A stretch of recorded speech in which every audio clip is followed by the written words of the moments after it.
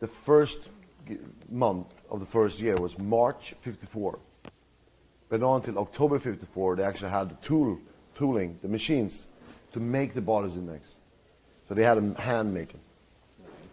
So I have one that's from March '54, which is the first month in the first year. So they made 10 guitars that month. I can only assume that that's a very valuable guitar. Yeah, I think so. Yeah, But then I have January '55. I have like two '56s and so forth. But I don't use them. I hang like. Mementos. Yeah, I don't And plan. like Because my guitars are custom, I make them, the neck is scalloped and different pickups and all that. It's just great to look at these. You feel like you're kind of in a museum? No, I feel like I'm in my house.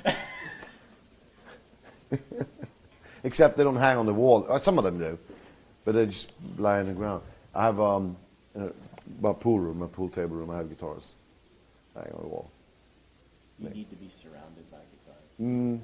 They make you well, no. peaceful? I love guitars, of course. Yeah. Yeah. Which guitar on this wall right now you would want to pluck off and play? Which calls to you? Well, the first one was the blue one, but because anything that's sunburst is the standard model.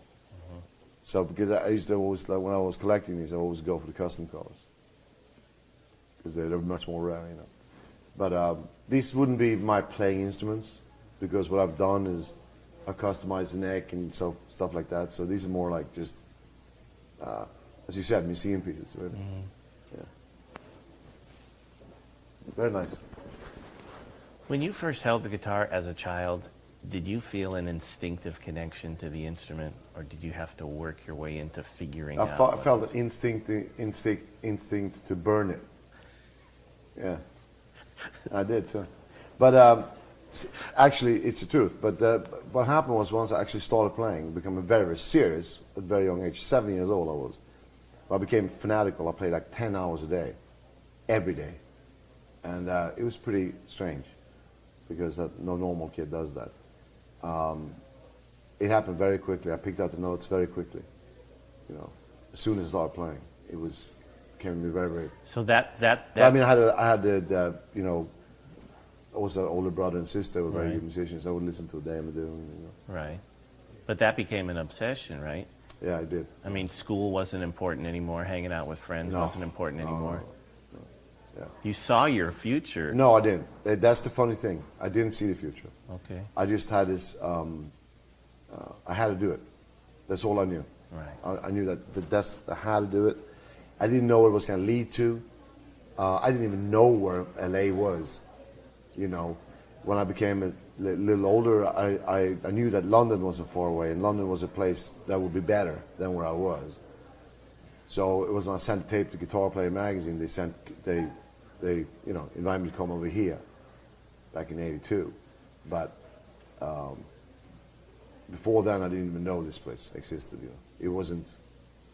You know, in Sweden, people didn't know those things. Did you get magazines? Did you understand about your heroes from reading magazines? Very, very little. I mean, it was the information was virtually nothing. I mean, today you could. I mean, with the internet and everything, like this information is right there for anything you want. Now, back then it wasn't. There was no films, nothing like that, you know. So I had one album by Deep Purple. I was looking at a little black and white picture. I go, oh, listen to the music, you know. So it was nothing like it is now, of course. And I did see Guitar Player magazine in the late 70s. Yeah, and that's when I saw that little note that says if you send a tape in, you know, I go, why not, you know. Not that like they're gonna call me back or anything. That's what I said. You know. But they did. My feeling is that an artist like you who blazes a new trail doesn't really have a script for their career. No. You just needed to express. Yes. And it came out in your virtuosity and your music, and then kind of just went on its way, right? Yeah. You liked being in front of. Its own life. Took its own Did you life. like being on you like being on a stage in front of people? I love to be on stage, but I don't like to be in front of people. That was the wrong way. I didn't mean it like that. What I meant was that being on stage is a different thing than to go into a room with a lot of people. There's two different things. because when you're on stage, you create something, you perform, and that's all you have to do. You don't have to do anything else, and that I'm very comfortable with. That came very naturally to me. This being a studio musician, being in there and creating your art was comfortable for you. With other musicians, that was a good No, I mean environment. on stage. On I feel stage. very comfortable. Okay, Yeah, all right. extremely good. And you got but over your again, I mean, stage- I like to work in studio, but it's a completely different world, you know, Yeah. because that's where you do everything slow And you can control that environment. When I going on stage, it's like going to war.